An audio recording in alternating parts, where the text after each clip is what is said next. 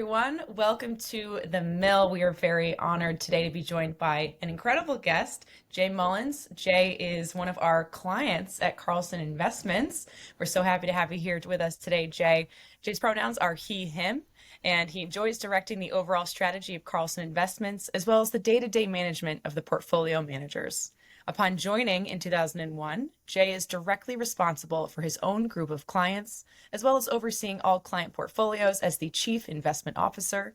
Jay earned a BS in economics from the Wharton School of Business at the University of Pennsylvania. Philly, love it. Probably ate a lot of cheesesteaks while you were there, I hope. And achieved his Juris Doctor from Western New England College. Jay is also a CFA charter holder with the CFA Institute. With over 30 years experience in the financial services industry, his extensive work history includes firms such as Travelers Insurance Company and Payne Weber / UBS. Jay is fortunate to have tremendous passion and pride in his work. He's currently the treasurer of the Concord Regional VNA and on the investment committee for the First Church of Hopkinton, New Hampshire. He was formerly on the board of directors and investment committee of the Circle program and is a former trustee of Canterbury Shaker Village. In his free time, Jay enjoys competitive downhill skiing, also night skiing, if no one knows what that is. It's exactly what it sounds like. Golfing, hiking, and traveling with his family. Jay, thank you so much for joining us today. Oh, it's my pleasure. Happy to be here. Good, good. So for all of our viewers and listeners, Jay is a client. Carlson Investments is a client. We love working with them. We did a big blueprint brand strategy into a brand visual redesign, rebuilt a new website for them, leveraging that new look and feel. We're now working through collateral as well as some thought leadership content for LinkedIn. So Jay, this is not something that we see with a lot of wealth management firms. Certainly some, we've worked with some in the past. We're also working with others at the moment outside of Carlson Investments. But it's just not common for high net worth, decades old wealth management firms to be leveraging marketing, particularly digitally. We're seeing really old dated websites, decades old headshots that people don't want to update, some dated blog content, and just an overall lack of user friendliness from a digital perspective. So I want to ask you, how do you see marketing playing a role in the finance industry today? Well, I think marketing is, the classic definition applies to all industries. And I think, there is just a brand awareness that people need to, make sense. Need to just spend the money on it and make the investment to create your brand awareness.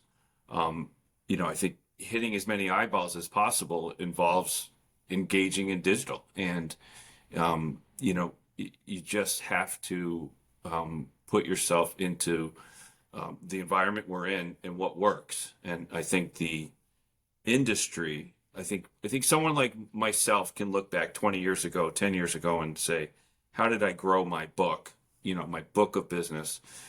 And you have to acknowledge the way you did it 10 years ago or 20 years ago may not be the way it will take you to the next, 5, 10 years, especially with the group of people you're working with. Your team may be approaching and different audience, and people are gathering information different ways, and different generational targets that you're shooting for you have to change. I always say three things you can count on is death, taxes, and change. So you've got to embrace it. That's great. I'm going to start using that. You can also count on this podcast to be out at twice a month, every month. But Right. and Jay, it's not an unknown fact that the majority of clients within that industry of wealth management are word of mouth referrals. Right. Right. So I get a lot of people that are like, well, why do I need marketing then if I'm just going to have people refer people in? And I'd love for you to respond to that. Well, I think take the classic example of a social encounter, be it a cocktail hour, a golf round, or a hike. You meet someone, maybe you're even with a client, and you meet another good prospect, and there's some conversation that leads to, oh, this may be someone I talk to, and that person I put myself in that person's shoes.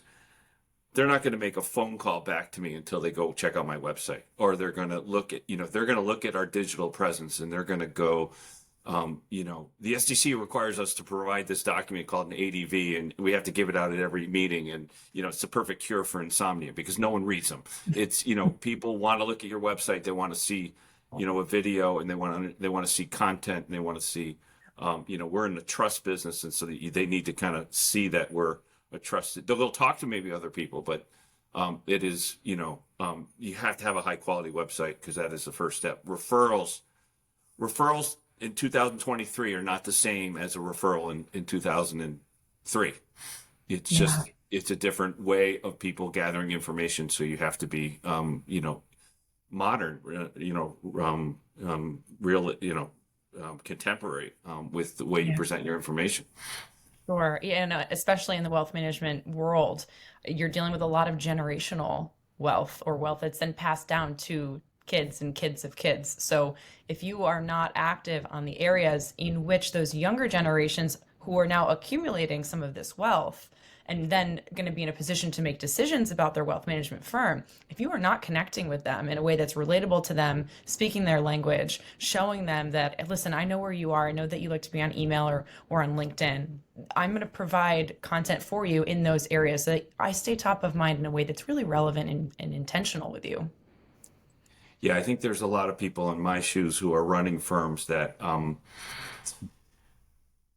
don't put themselves back in 10, 20 years ago where the education that people need, the financial knowledge, the information, I call it education because that's the greatest reward of this business is seeing little light bulbs go off when you explain something to someone in a way that they never saw it before, and that you're connecting the dots, and it's an exhilarating part of this business. And so someone in their 50s or 60s who's running a company, are generally talking with very, very high net worth people, and I think they just forget that, those high level discussions of taxes and charitable giving and estate planning, very high level, sophisticated wealth management tools and strategies are not the only thing in their tool belt. You need some basic understanding of what a stock, a bond, a portfolio is, what investments like, what asset allocation is, how to have a budget.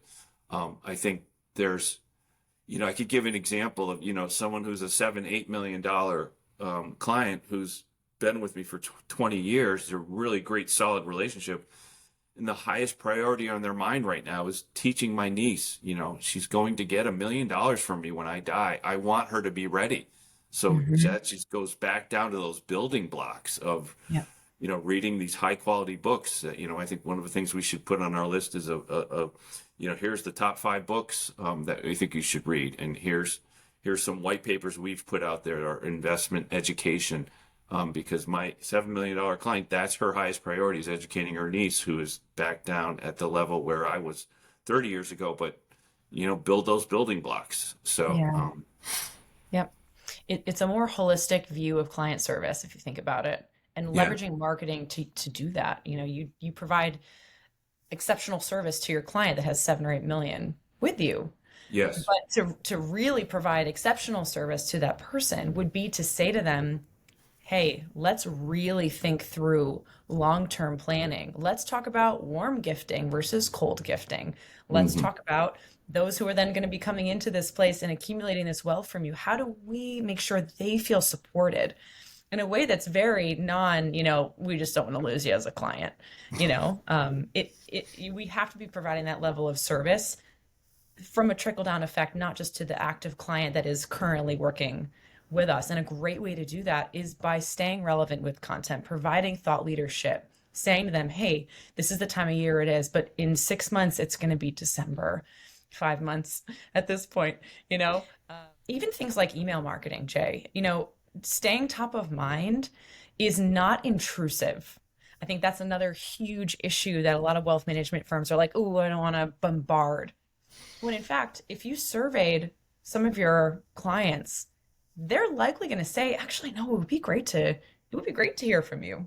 And we've seen that consistently when we've surveyed, and not just in the wealth management industry, but across food and beverage, CPG, hospitality, travel, engine component repair. People are like, yeah, we'd like to hear from you. And if they're saying that, then it is a missed opportunity for us to not create that relationship, knowing that if we did that, we stayed top of mind, we provided value in a way that wasn't just doing our job well, we are now creating more opportunities for them to refer others to us by staying top of mind, by leveraging a digital avenue.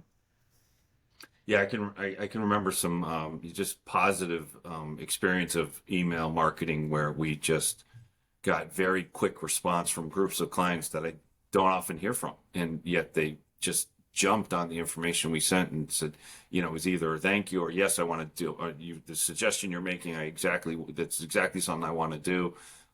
It's rewarding to kind of wake up some people that are, Mhm. yeah, not necessarily always front burner for us because they seem happy and they never seem to want anything, but then you reach out in a different, it's also a way to just kind of come at people from different ways that everyone communicates differently, right? Some people are just very high on emails, and some people are very, very much, give me a phone call, or I need that in person. So if Right. you're touching on all avenues, that's very good. Yeah. At Mill& Co, we talk a lot about providing value. Hmm. So when people ask, "Oh, what does Mill& Co do?" I like to tell people we provide as much strategic value as we can. That has nothing to do with being an advertising collective and doing marketing and collateral and websites and all that good stuff that we do. But we're in the business of providing value. And instantly people are like, "Oh, I could use some value in my life," and it builds kind of a low pressure point of connectivity for people. But the only way for them to know that is for me to communicate that to them. And I'm only one person. I can only go so many places. You only have so many portfolio managers. They can only go to so many golf courses. So if they can leverage digital means to have those similar conversations, it takes a fraction of their time, which is an investment, to then hopefully get a much bigger return by reaching more people in a smaller window. Yeah. Yeah, when you say adding value, I think of you have educated me. So I've not had one marketing class, I think, in my life. I think I knew it was important, but I didn't know, I needed to take baby steps and just bite off a manageable amount of work in this area. But what your team and you specifically did was you showed me the whole menu. And then I realized, the expanse of what things could be worked on. And we chose from that menu probably more items than I think I would have guessed initially um, um, because of lack of understanding, right? You have added value by educating us.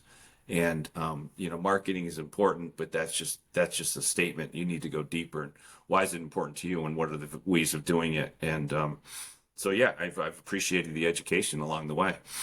That means a lot. I appreciate you saying that. It's something that's really important to us. And I think that lack of education for some, specifically in wealth management, is also a fear and resistance to change. Well, it's Hmm. just how we've always been doing it. It's always Yeah. just been this way, and I giggle when I hear people say that because I'm like, I'm going to make you a client because it just because it was doesn't mean it should be. Right.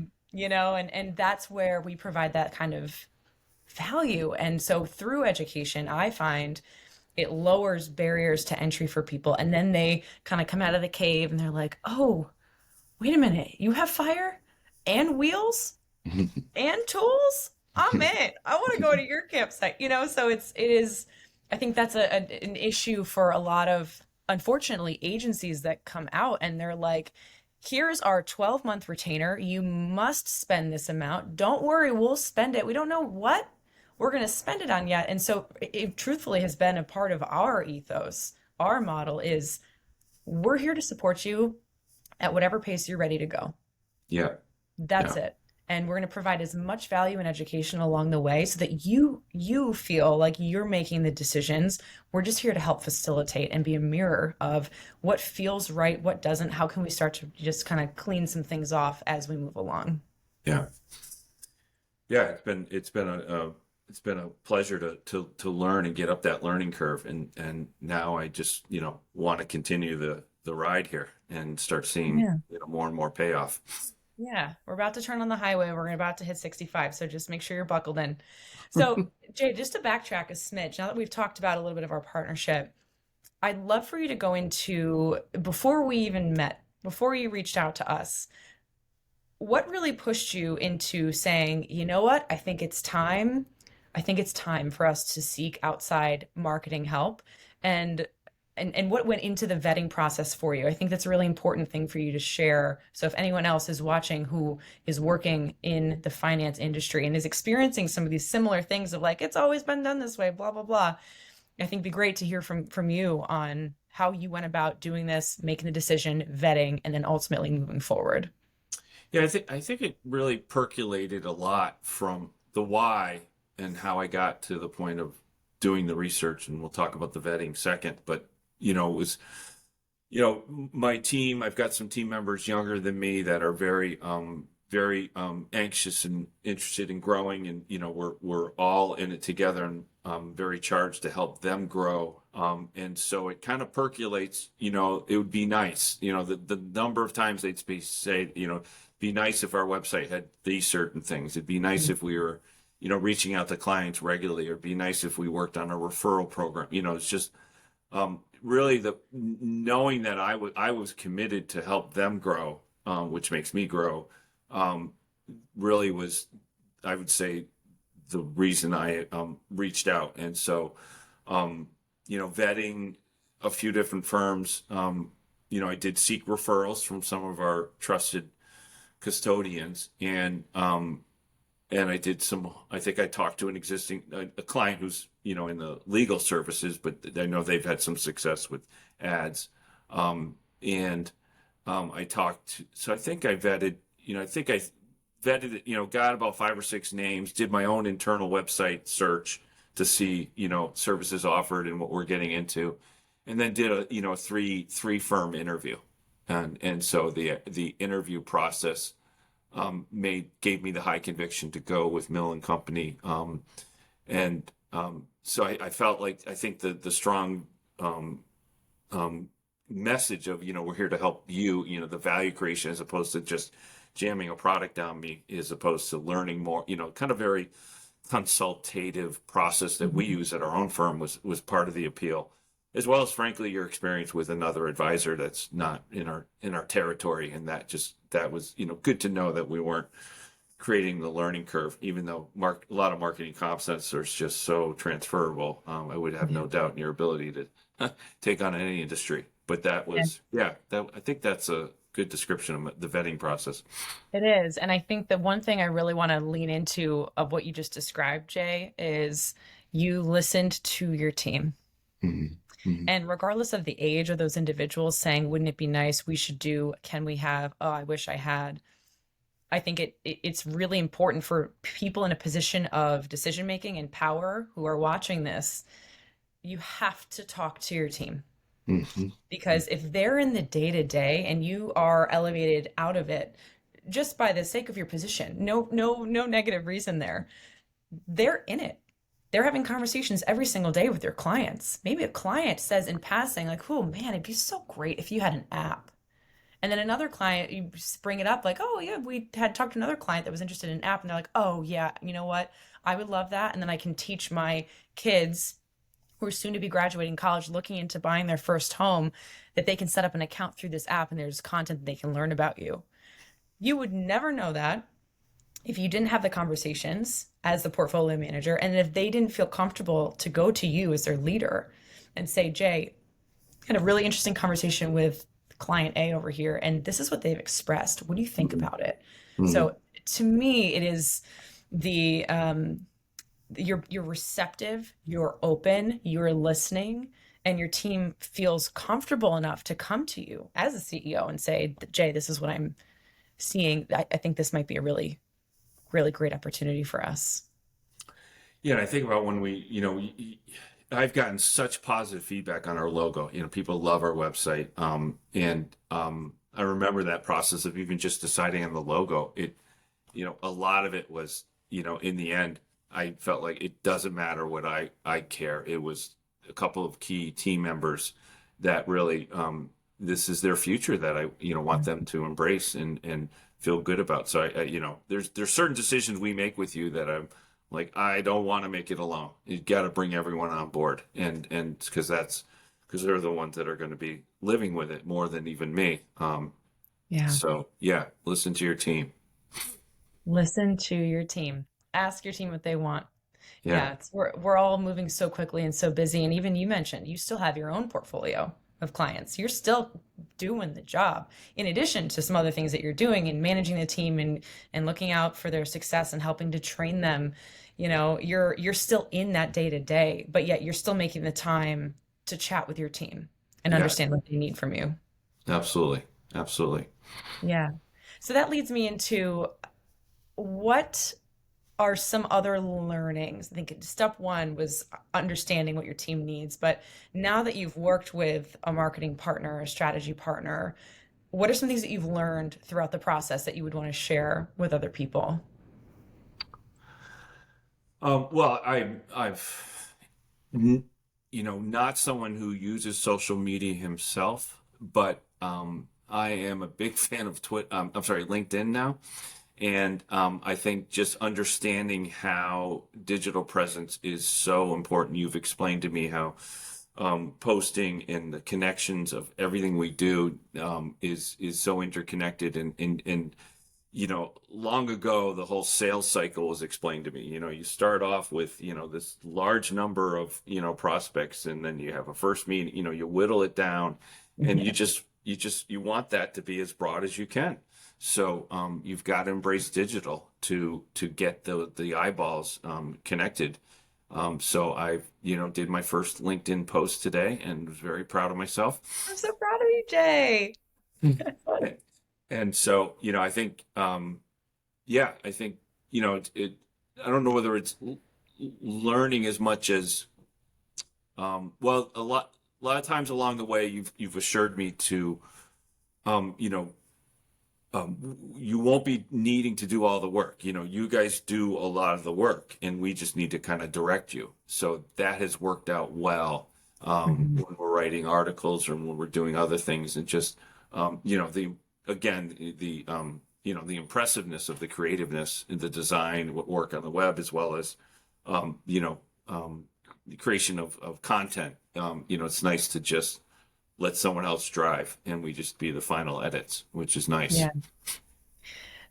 Relinquishing responsibility. Yeah, It's delegate it. it's it's challenging it's been the most challenging I've experienced in the finance space, whether it's been with a hedge fund, a wealth management firm, a financial advisor with their own business.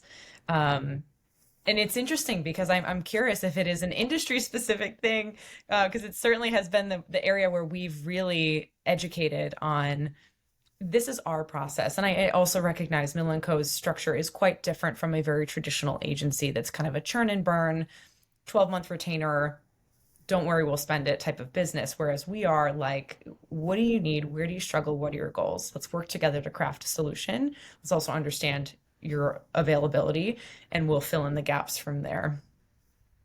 Yeah, yeah. It's exciting, and I'm looking forward to our next steps. Yeah. What are some goals you have for Carlson for marketing the rest of Um, this year and looking ahead to 2024? um, Increasing our social, presence, Yeah. increasing our content. I mean, I think I love going to meetings, and I feel like there's so many different things people could throw at me, and I could give them some good information, and we need to get that out of my head and other team members' heads and put it on in our library and create that library and spread that library around. So that's a big goal. We've got we just did this whole process of coming up with topics. I don't know if you we had no lack of topics that we Yeah. wanted, and that was again teammates, right? I mean, I don't know if Yeah. you we went through a process where we prioritized everything, where everyone's vote was equal. And so Yeah. it didn't matter if the top four, got pushed down to the end. It's, because the other three people weighing in said, no, this is top of mind of the people I want to reach out to. So that was listening to the team. But that's what I'm looking forward to, is getting those topics out there, because if they're top of mind with people we're Mhm. bumping into, we know a lot of our future customers are thinking about the same things. So we Absolutely. yeah, we are a trusted source, and we Yep. got to stop keeping ourselves a secret. It's called gatekeeping, and we are not here for it. What's interesting too, Jay, is when we initially met and we did the Blueprint partnership, we did a survey of your customers and your clients. And a lot of them said when we asked, why did you choose Carlson for your wealth management, for wealth management services? And a lot of them, and why did you stay? I think those are the kind of two-pronged question. And a lot of the themes that came out were expertise, knowledge, education, support. So we're hearing this from active clients that this is what they value from their active relationship. And I would be willing to bet that any new client would share that same appreciation for the value that you bring to them Yeah, outside of just your knowledge of investing. right. And so by being able to share that through digital, the old sales process that you mentioned, you're sitting there cold calling and emailing hundreds and thousands of people, or you can post something really strategically on LinkedIn and potentially reach hundreds of people, thousands of people with one post. Right. And I think that's Right. the mindset shift of that kind of path to purchase, how it has evolved thanks to social media, if it's used effectively. If you're just posting Yeah. random things and sharing memes and stuff that's totally unrelated, sure, you're active. We just sent an email about it. There's a difference between you have to have cadence and strategy. Because you could post 17 times a day about nothing. Sure, you're posting a lot, but that's not doing anything for you. It's disjointed. No, people are going to start ignoring it. It's too much. On the other side, if you have really strong strategy, but you only post once a month, I mean, you're really lacking. You're missing huge opportunities to then share more of that to create engagement, two-way conversations. So what we try to educate on is the importance of having both cadence and strategy in the content that you're sharing on social. Yeah. Yeah. Yep. Cool. We feel well directed on our strategy. Now we're looking Good. forward to executing. Well, we love working with you all. For everyone watching and listening, thank you so much. Please check out the Carlson Investments website. They're doing some really great work. I applaud them. That's why I asked Jay to come onto our podcast today for how progressive and open they are, how frankly brave they are for diving into some of this work. We're certainly pushing you guys in a very strategic, but an intentional, but quick direction of let's get out there, let's push the needle. So I appreciate you being such a great client and partner and really setting the example for other firms out there. Yeah. It's been a pleasure on my end. Thank you. And you keep up the good work. We look forward to a bright future. Will do. Everyone for who's watching, thank you so much for tuning into the mill. We will see you next time.